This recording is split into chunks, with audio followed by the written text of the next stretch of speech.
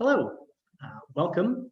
It's fantastic to have everyone joining us this evening. We're here for it's going to be a really exciting talk with three very talented artists who are on display in the exhibition of restorative nature, currently on display at the Silk Purse Art Center in West Vancouver. My name is Stephen Snyder. I am the Gallery and Communications Coordinator for the West Van Community Arts Council. I'll be your host this evening. And we have with us artists Lynda Fownes, Rodgers and Eileen Walsh, and we're going to get to meet them in just a second. As said, here at the Silk Purse Art Center in West Vancouver, which is on the unceded and traditional territories of the Coast Salish peoples, the Squamish Nation, the Tsleil-Waututh Nation, and the Musqueam Nation. And we are incredibly grateful to our host nations for their stewardship of these lands since time immemorial, and incredibly honored and thrilled to share these lands with them and everyone else here to celebrate the arts and culture. And these lands and lands kind of around here are kind of a little bit of the subject of the artwork that we are going to see this evening. It's a fantastic exhibit, as you can probably tell from the title, that has to do with nature. Our artists are going to share their inspirations, their techniques, talk about what drives them to create artwork, which you can see some of it behind me. I'm coming to you live from the middle of the exhibition. So now that that's out of the way, let's get to meeting our artists. We have with us, as I said, Lynda Fownes, Rodgers, and Walsh, and they are going to tell you a little bit about themselves. Let's start with Lynda. Why don't you introduce yourselves to everyone? Well, thank you, Stephen. It was interesting, your land dedication. I've lived on the North Shore all of my life. In fact, my mom was even born in North Van. And my husband and I love to hike all the trails. We've been on most of them. And, when I'm walking those trails, I see paintings everywhere. And it's just something that's really important to me. And I think maybe like a lot of people during COVID, it was real solace to be able to go out into the woods and just relax and take it in and just be in another world, another place. So a little bit about my art background. My first career was as a high school art teacher, and I taught in a number of North Van and West Van High too, in and around having young kids and doing some traveling and all of that. I had another career that was very different, but a new field of workplace education and construction, which was creative in its own way. But that didn't leave me too much time for creation, but I've always been making something, whether it was flower arrangements or whatever it was. And I started when I was at UBC and initially studying. I was a fiber artist. And I think that maybe some of that background with texture is going to make itself evident when you have a look at my paintings. And I have for the last 10 years been really intense with painting. I've really tried to develop a practice painting every day, unless of course life gets in the way. I've been a member of the North Shore Artists Guild. And to some extent, painting or being an artist is kind of a lonely thing, but it's really great to be creating with other artists. And we have a pretty good time, and I've made a lot of friends that way. It's been great. I'm also a member of the Federation of Canadian Artists, and I've just very recently become a signature member. So I'm really pleased about that. And I just want to thank the West Van Council for this opportunity to show work. These opportunities are kind of far and few between. So we really appreciate having this opportunity. So thank you. Oh, thanks. Thanks, Lynda. Thanks for sharing a bit about yourself. An interesting career, as I'm sure our other artists are going to have. It's always great to hear where everyone kind of starts and where they end up. And before we get to everyone else, If you have questions or comments for our artists, you can drop those in the chat, and we will get to that a little later in the evening. Next up, let's hear from Katie Rodgers. Why don't you introduce yourself to everyone? Sure. Thank you again also for having me here. So, as Lynda says, it's just so exciting to have a place to take the art that's maybe been piling up in behind and get it out on the walls and give it a chance to breathe and just see it kind of how I envisioned it in the first place when I was doing them. I thought it would be a nice sort of lush wall, thank you. I'm so excited about that. And I will definitely echo Lynda's words about just the solace and the whole theme behind the paintings. I have 2 young twin boys, and through COVID, we spent a lot of time traipsing around the woods, running into other families, but also, they're playing on the big stumps and imagining things. And I'm kind of also trudging along and imagining things, and so that's sort of how the painting started. And I guess for my background, I grew up in a artistic house. My mother is a painter, and her mother was a painter, and her sister's a painter, and I became an accountant, as you obviously do. So my day job is business development and accounting, but I've always worked with small businesses. I do some consulting, but one industry I've kind of come to and from and back to is the tree planting industry and silviculture. So I kind of planted my way out west as a young woman, and now I'm working with a company again that does tree planting. So that's kind of a fun turnaround and tie into my art. I guess it never really leaves you. So I did not go to school for art, but I have kind of built on my own self learnings, and of course drawing on my mom a lot, and complemented that with courses and workshops and things here and there where I felt something might be lacking. Take a drawing course at Emily Carr, that sort of thing over the years. Yeah, and that's about it. Wonderful, awesome. Thanks for sharing, Katie. Yeah. And a little bit later on, we're going to get a close-up look at our artist's work.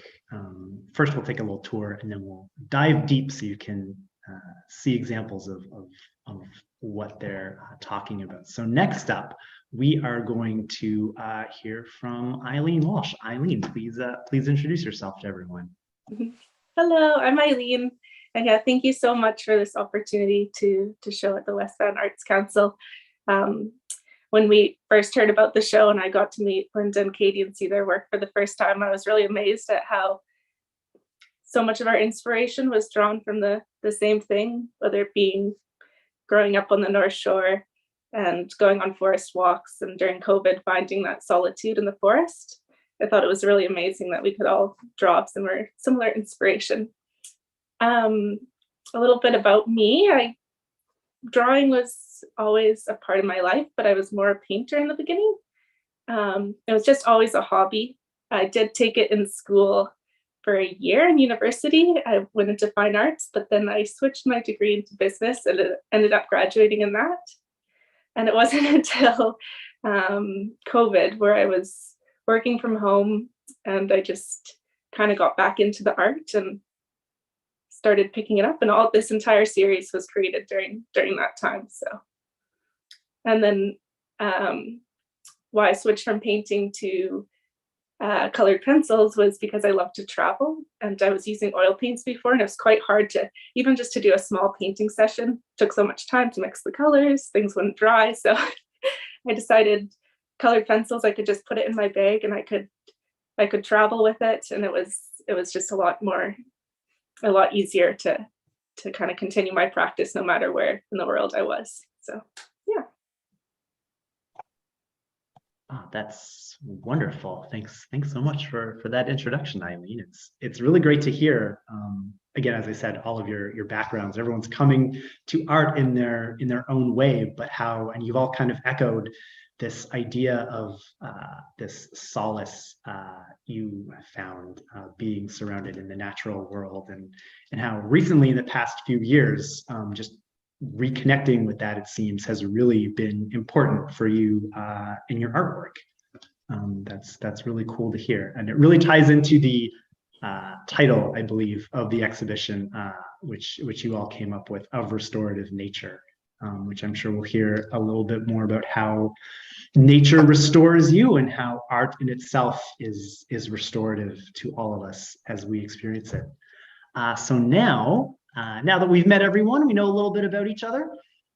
We're gonna have a quick little tour of the exhibit, so you can have a bit of a taste of what you can expect. Great. I just gotta pull that up.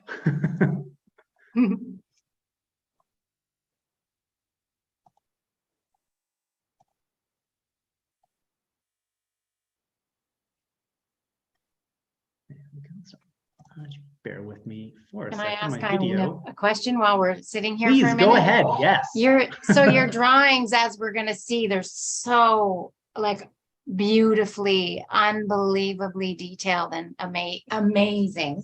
And I'm wondering, was your painting that you're so detailed? Was your painting style similar to that? I'd say not really. I didn't put as much time into my painting when I was doing it. Okay. I found it harder to do detail with painting. Mhm. I had only really done a few years of oil painting, so I was still just learning how to get the color theory right and things like that. So I hadn't done very detailed work in the past. Right. I took a continuing studies course at Emily Carr, and that's what really got me into the oil painting. But yeah, it was more just workshops on doing different. I don't have many pieces that were completed. It was more just exercises and things like that. Right. Painting vases and such. You're right. Well, I like your fly fishing lures that you did too. They're beautiful. Thank you. Yeah. I found my video. You got it? So, Perfect. let's have a look. Yeah, as you mentioned, Katie, when you're asking Eileen about just detail and stuff, that's one of the things about this exhibit is there's a huge contrast and in styles and media that we're all going to get to enjoy. Some work is really detailed, some work is more expressive and stylized. There's colored pencil, there's acrylic, there's mixed media. It's a really fascinating exhibit to experience. So we just had a little quick view of what the exhibit looks like when you come off of the waterfront entrance here at the Silk Purse, and then we've got bios of all our artists on the piano. And then we come to Eileen's work, which, as you mentioned, is all done in colored pencil. Amazing. It's so gorgeous. Yeah. I love them. They do really all complement each other well. I think the different styles. Lynda's yours are so beautiful too. Yeah. That was something that was really great. I'll just give people watching a little bit of a background. The Arts Council, to determine our exhibits for the Silk Purse for the following year, we hold a jury and an open call for submissions. And the jury that we had to determine 2022 was in love with all of your work, and instantly everyone said, these three need to be together in a show. They just spoke so well together. That's cool. Yeah.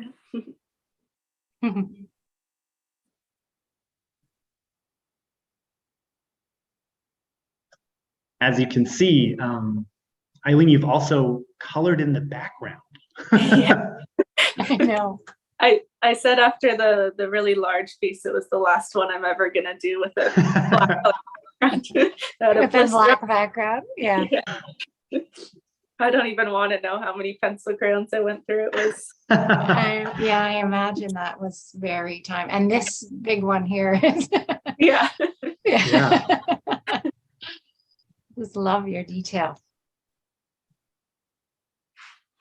I mean, these are the things I'm sure you will all agree, like when we're walking through the forest and you're thinking, I could paint that, I could paint that, I could paint that.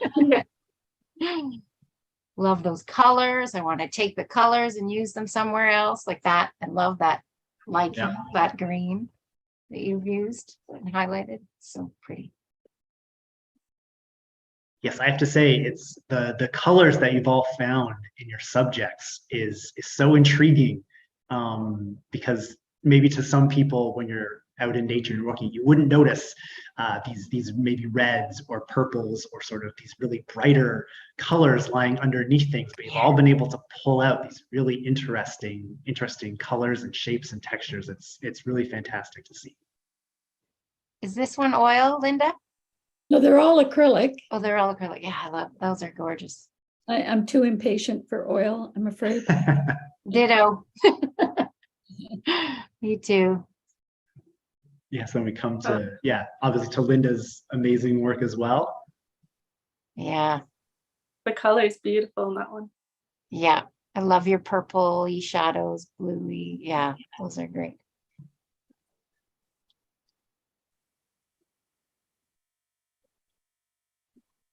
Yeah, you've done a wonderful job. It was not easy. I really like them. Thank you. Yeah. How long had you been working on this group of pieces? During COVID, I did about 5, maybe a few more. But as I look back on my collection, I've actually done a lot of paintings and sold them and didn't have them. The ones that I kept, like the small desert rocks, I just liked it and I kept it. But I've actually been doing rocks for a long time. I hadn't really put that together, but when I went back over the collection, and when I was thinking about putting this together, I realized that I had a lot of rocks. That's another interesting about the exhibit. When you say it's kind of an artwork sort of inspired by or sort of representing the natural world around us, you've all chosen very different things. Lynda, you've got these amazing rocks. Sometimes they're in water, sometimes it's in a desert, sometimes they're around a campfire. And Eileen, you've done these macro views of bark and branches and all of the bark peeling off and lichen on them. And then Katie, as we've come to your work here now on the tour, it's these old growth stumps, with new trees coming out of them. You've all chosen these specific elements of nature that I guess kind of speak to you, rather than it just being a lot of forests. There's a real dynamic in the subjects that you've chosen.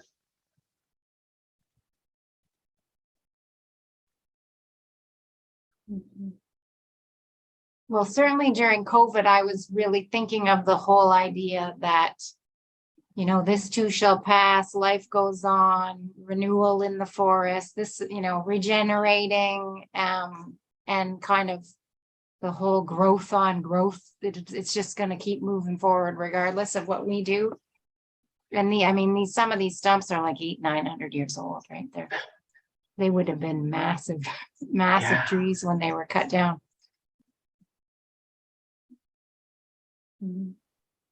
Katie, for the reference for your photos, for your paintings, do you take photos and then reference that, or? I do, yeah. Okay. And I just kind of use the photos as more of a guideline for the shapes. Right. If I see sort of a particular shape that I like, but I usually adapt to my own colors and kind of giving them a bit of a personality. Like that one there I was looking at different archetypes. So this is the rebel. It's kind of got the black leather jacket, and the jeans is sort of the look of that one. So obviously they aren't purple like that in the wild. But for shapes. And maybe shadows, or if it's on a certain day, if the light or time of day, the light was pretty, spectacular, coming through from a certain angle, I might have kept something, like that from photos. Do you work from photos as well? Both of you, or one, Eileen? Yeah, I definitely do. Yeah. Yeah. Do you, Lynda? Yes, I do. I take a lot of photographs from different angles, and then I use the parts I like, and just nobody ever gets to see the photos, so they don't know. Yeah, exactly. Yeah. That's kind of the great thing about creating, as you were saying, Katie and Lynda. Oh, and we've got these two really great small little pieces just around the corner. The little from minis. the main gallery. But how you're able to take what you see, but then really transform it into the image that you want the viewers to experience.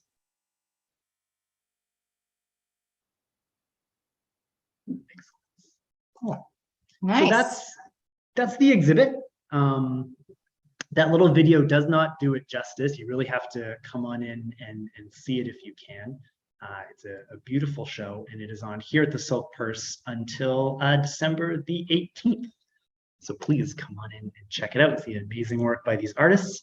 And also, if you happen to be watching this live or in the next few days, you can actually come in and meet the artists on Saturday,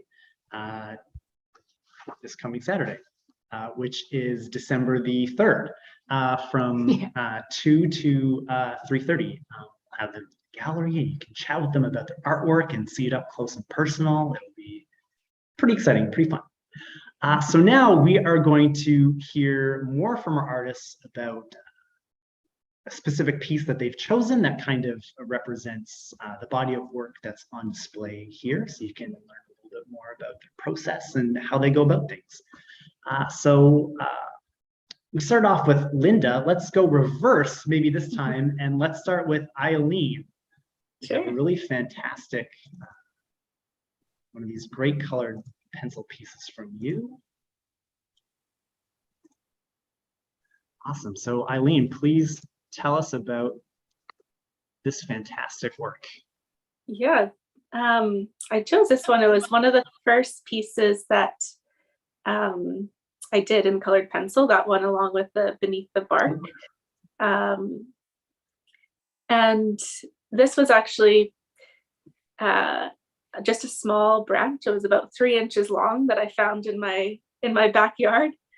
And then I took it inside and I did a little photo shoot with it and was able to pretty much get this exact image in my camera. And then I drew from there. I blew up like section by section so that I could see the detail, and yeah, just went with colored pencils and drew it out.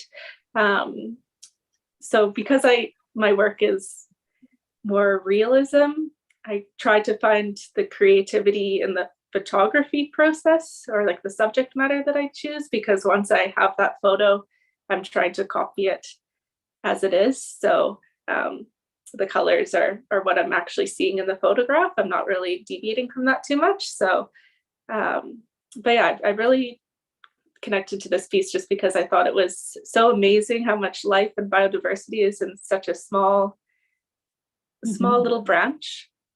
And yeah, most of my pieces kind of that's where I kind of found my subject matter that I had a passion with. I got into learning about different lichens and mosses, and just took most of my reference photos were just in my own backyard on the trail system behind my house. I was living in Squamish at the time, so all 4 pieces were taken in Squamish, just in the forest there. And yeah. Any question? How long would it take you? Do you know? This one, it was hard to say because I just did, it's around 2 months, working on it a few hours a day, I'd say. But this one I did quite sporadically. So, but generally that's how long it would take me. But yeah, I was still kind of learning the medium with this. I wasn't as efficient as I'm getting now, but it does, yeah, it took some time. Yeah, I'll bet. And you mentioned switching to colored pencil for more of a control. Do you feel you've kind of mastered that a little bit more as you've progressed throughout your practice? I think so. Yeah, I've definitely, it's learning through each piece. It's I find it a lot easier to get detail and to make mistakes that can be corrected, because you can erase to some extent with colored pencil. And yeah, I mean, you can get your pencil so fine that it's quite easy to get those small details. So it's I really like working with the medium. Yeah. Yeah. You mentioned being kind of intrigued by biodiversity and just all the different kinds of life that can exist on something like a branch. Is that something you've always kind of been interested in, sort of just biology and animals and that kind of a thing? I would say I've always had more of an artistic brain than a scientific brain, but I can appreciate it. And I've always been fascinated by the forests, and I always find solitude in going to the forest. But I would say I've been getting more into it. I often listen to podcasts as well when I'm drawing, and so I've tried to listen to podcasts on forests and lichen and things like that, just to learn more about it, because it is really fascinating. Yeah, totally. Mhm. So much detail in the colors too, that when you first look, you might not notice, but when you really get in there. It's awesome. Yeah. Yeah. Yeah, there are a lot of layers. If this was paint, you'd be saying, lots of glazes kind of a thing. So that's really interesting how you've been able to do that. Is there a lot of how many layers would you say it takes to build up like this, the green kind of on the end there, because there's greens, there's browns, there's yellows. How do you work out building that up? Yeah, I do section by section. So I don't really do like a first layer of the whole piece in like a lighter color or anything like that. Like I really, even when I'm drawing, I use a grid kind of thing to get the proportions right and everything like that, just to get so I'll do like a basic sketch with pencil. But then I really do it section by section. So I'll go back and fill in some more details once I have the whole thing finished. But I started on the left side and I just went along the branch until it was colored in. So I don't know if that's the best way to do it, but that's the way I prefer to just, yeah. Well, it works. So when I was in the gallery last Thursday, I was with another artist who also uses pencil crayons, and she was saying how difficult it is to control the dust. And I just wondered if you run into that. A little bit, yeah. I found, so I actually used a different brand of colored pencils on my first piece, and then I transitioned to using, I use the Caran d'Ache pencils now, and they're quite, I wouldn't say there's too much dust, only they're quite waxy, and I'd say I struggle more with the wax. When you build up too many layers, then it can be hard it can get kind of shiny almost, and it's hard to layer too much once you get too many layers going. But I don't have too much of a problem with the dust. If there is any dust on the corners, it's quite easy to erase. Oh, yeah. So it hasn't been too much of a problem, because a little bit of it will smudge off the sides, and then I can just erase it off.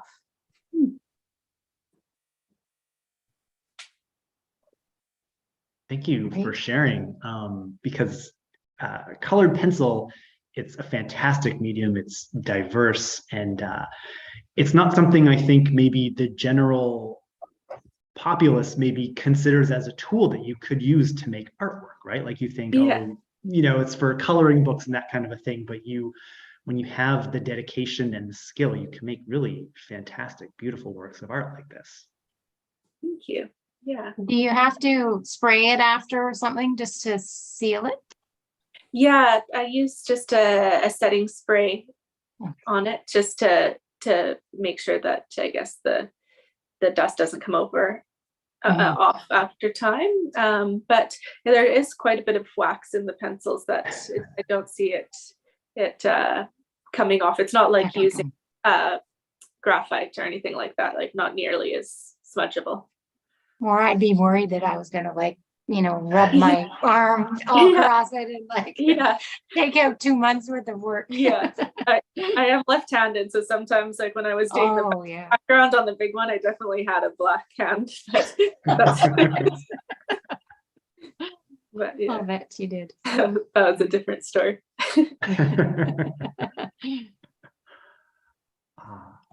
That's wonderful. Well, thank you so much for sharing that, Eileen. Yeah. That was wonderful. Yeah, you're very welcome. So next we have a great piece from Katie that we're going to see and hear more about. So this is the class clown. Again, as I was imagining personalities for these, I kind of had a lot of them. I've started painting them in about 2020. So the big ones I'd had done and a few of the early ones I'd sold. And this is the most recent one that I had done. And I was kind of really into the desert colors because I had just done sort of this metamorphic series. So I still brought some of those colors into it. I wasn't quite done with them yet, but I just sort of thought this tree, kind of the way it's like leaning and little eyes looking over at his little group of buddies over there that seemed a bit of a joker, kind of a classic class clown. So that's what I went with for this one. But yeah, it's got the same theme, and I sort of do kind of the whole thing front to back. So I might do like the background yellows, and then I would do an outline of the darker area. I mean, I outline everything in kind of a thin blue or sometimes a neon color if I want it to be quite bright. But I think this one, I actually can't remember which one I did for this, but so I'll outline and get kind of the main shapes going and then start blocking out the dark areas, and then begin layering in kind of darker to lighter. I sort of leave the lightest for last, and that's kind of how I try to capture that dappled feeling of the light coming through the trees. And the bottom kind of half is more expressive. Like there's always a phase where I can do a certain amount of detailed, tight, like getting the shapes that I want. And then it's kind of just like it's an expression that happens after that. So you'll see the forests in the bottom of most of my pieces are all pretty expressive. No, definitely a very expressive work. You've got these really great, strong brushstrokes. There's so much movement and character. I hadn't noticed the eyes. Now that you pointed out, it's great. It's totally this stump is looking up giving a little side eye. It's pretty amazing. Side eyes, yeah. I suppose I could have gone with some sort of like dirty look type thing, but I like the idea of trying to make the cohort laugh. Yeah. I mean, those eyes are the former logging, right? How they logged the tree. So there's sort of a sadness about the eyes, is that they are what helped the tree be cut down. But who knows? Maybe it was sick. Maybe it needed to come down. It's possible. And kind of on the character that you've ascribed to this, all of the pieces are incredibly lively and have a lot of personality. But as you mentioned previously, the titles are very interesting and have, like you said, these kind of archetypes. What was kind of your thought process behind naming all of them? I just looked at them and thought, what do I feel like this guy's up to? Or is this what was this woman like in her former day, or that kind of thing. Some of them are colors. The one that's most likely to succeed is sort of a proper straight up, and a bit, the colors are sort of corporate. There's like some blue and dark brown and a bit of a suit type piece. And yeah, I just kind of looked at them and thought about who did they remind me of, or that kind of thing. And I did reference, what are some of the common archetypes to try and have an over, like a theme throughout. Some I didn't use, obviously, but some of them worked. Yeah. And this idea of the new tree kind of growing up from these stumps that have been cut down previously. Mm-hmm. What is it about that drew you to try and capture these fantastic characters out in the woods? Yeah, it's true. All of my pieces, I think, do have their nurse stumps, nurse logs that have, or logs that have some of the trees that are growing out of them are huge. Like the trees, the new trees have got to be 80 years old, right? Like so it's crazy. It's just amazing to me how they're supporting. So one of the early pieces that I have since sold, it was just called Supporting Growth. It looked like one that was kind of a mother holding a little baby on top. Yeah, I just again, tying back to the whole time during COVID, my series of these paintings is called Regeneration Paintings, and it's just the idea of the forest regenerating itself, and the older ones helping out the younger ones, and giving the new life to the forest. Yeah. With some sassy colors thrown in. And these works are in acrylic. Is that kind of the medium you mostly work in? Yeah, pretty much. I'm the same as Lynda. I like to go fast. I like things to dry quickly, and yeah.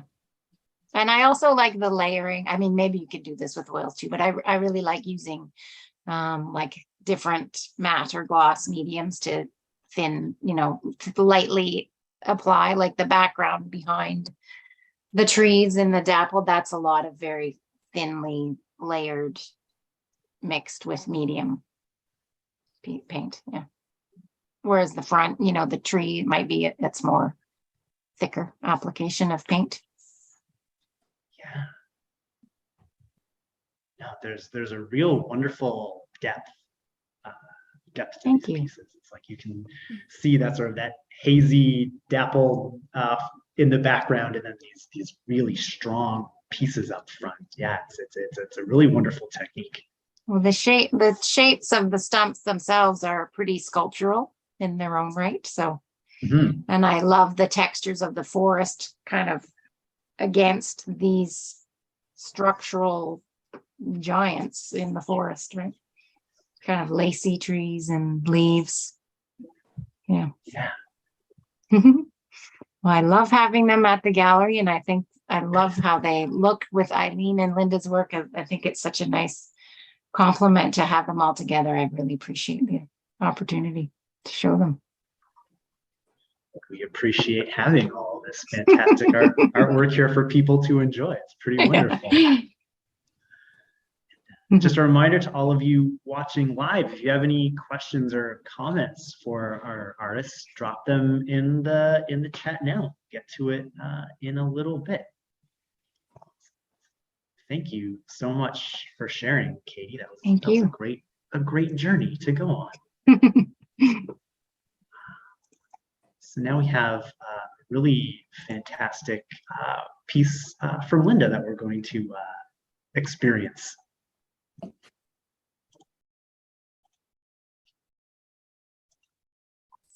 Hoping you would do this one. Well,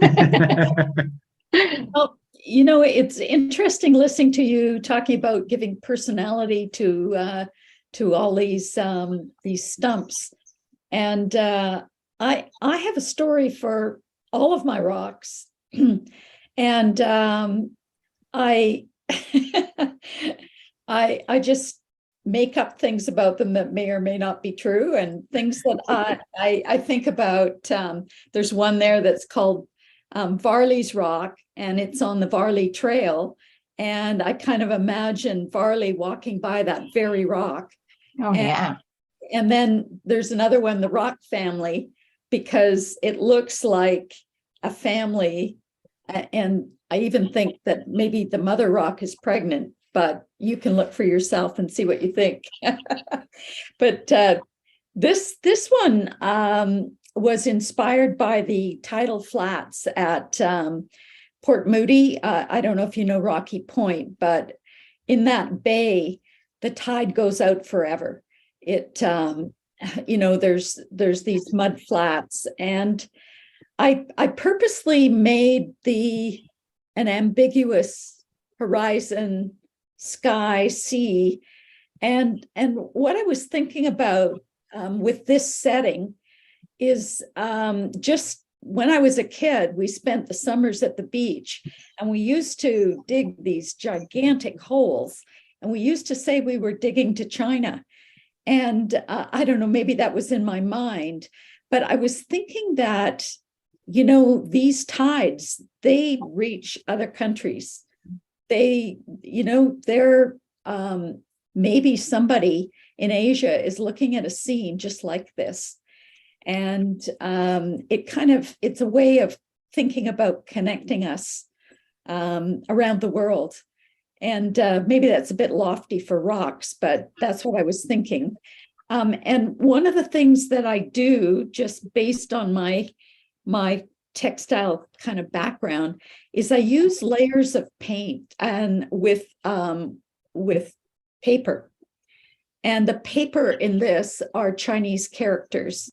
And if you look really closely in the rocks, you'll see that they've become part of the texture of the rocks. And I use just acrylic glazes, mostly in all my work, but in some of the other paintings as well. In this case, I placed the paper as I was painting. Other times I do it randomly and paint around it and see what happens. So I'm really trying to create texture whatever I'm doing. But I'm interested in the settings of all of these rocks. I'm even with the hearthstones, I'm thinking about all the people who had campfires and maybe what the rocks heard or experienced. But, it's just fun to make up a story around them. So this is tide rolled over, rolled out. Beautiful. Great. Yeah, as you've all brought so much life to these works. There's texture, there's vibrancy, there's characters happening in them. That's really interesting. What is it, do you think, about nature, which to some people might seem to just be inanimate, like a bunch of rocks on a beach with some water, the tide coming in and out? What is it about it that makes you want to sort of give it or find the humanity in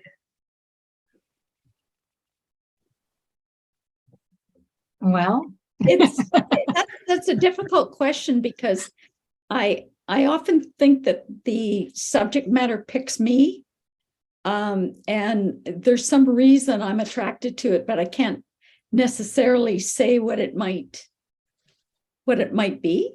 Yeah. So yeah, that's a hard one. I mean, some things I just focus on and I can't really explain why. mm-hmm. But I did I've walked along Rocky Point a lot of times, and I've actually done quite a few paintings inspired by that location. So I think, again, it's just being out in nature that really is the inspiration, and things are attractive. Yeah. Well, this particular piece, I mean, some of the rocks edges look so smooth and some of the sand looks smooth, and you're kind of thinking you pick your toes where you would want to step because you've really captured all the textures. You know, some of that is sharp and will hurt, and you know that some of it is probably a bit muckier than you want. And when you get out into that blue stuff, so your texture background is really played up in this piece. Yeah, Yeah, thanks. Gorgeous. Sort Yeah, of I a love it. composite of different photographs of rocks that I took. Oh, cool. Yeah, that's cool. That's really neat. That's cool. So this isn't the exact view, like you added a little bit from somewhere further down the beach here and just kind of put it all together. Yeah, I took lots of pictures of the rocks. And at this point, I was pretty familiar with the actual tidal flats from other paintings, because there's some areas of Rocky Point that are marshy and a different look. So. Mhm. Very cool. And I'm glad you brought up the paper bits and the mixed media aspect, because that's a real fun part of your work, Eileen, is noticing, oh, hey, what's that? Is that some writing? Is that some kind of pattern? That's been fun to see people notice those things. It's a nice little surprise, a nice adventure. Sometimes I choose specific pieces of text to put under, but other times it's just texture. Yeah. So I have had people ask me what the Chinese characters say, and I say, I have no idea. But that's Someone interesting. check. Yeah, but it's interesting in this piece how you mentioned these waters reach these other shores. So there's kind of this connection that's built. So someone who can maybe read this text, that will be a whole other kind of connection for them, no matter what it says. They do try. Yeah. Yeah, and there's when you look at, you know, all of your pieces, almost, I think there's something in there, some little thing to discover. Secret gems to find. Yeah. Some of them. Yeah. That's fun. Yeah. And it's interesting that a number of the pieces on display here, like they all feature rocks in some way, but many of them also feature water, as you know, they're shorelines, and water obviously has an effect on the surface of rocks, you know, wearing them down over time. Water is famously hard to capture. What's been your experience with trying to paint a liquid surface? I do use a lot of acrylic glaze.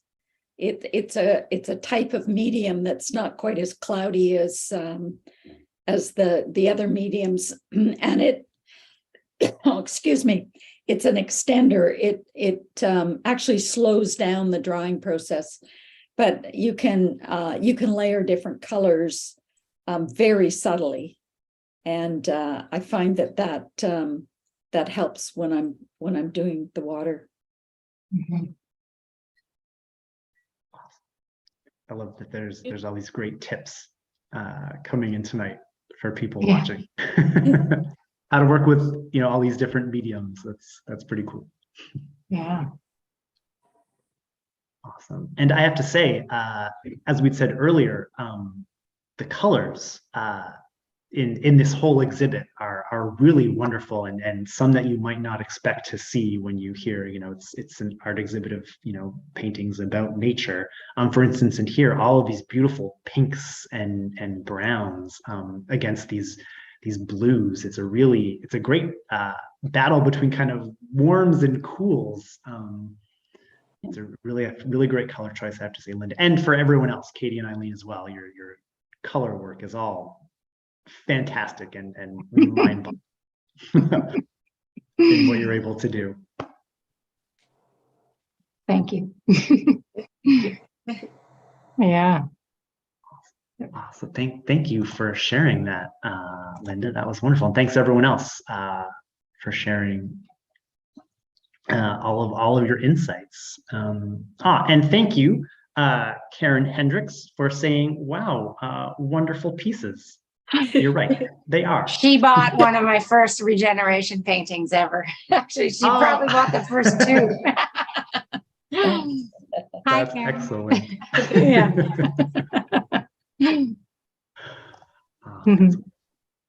Yeah. Yeah. So like I said, this exhibit is on up until December 18th at the Silk Purse here in West Vancouver, right next to John Lawson Park. So please come on out and check it out. We're open Wednesday through Sunday from 12 to 4. It's totally free. You can just come on in, look at this amazing art and be transported to these worlds that these artists have created, and kind of live there and be restored through artwork of these restorative places and things and objects and life.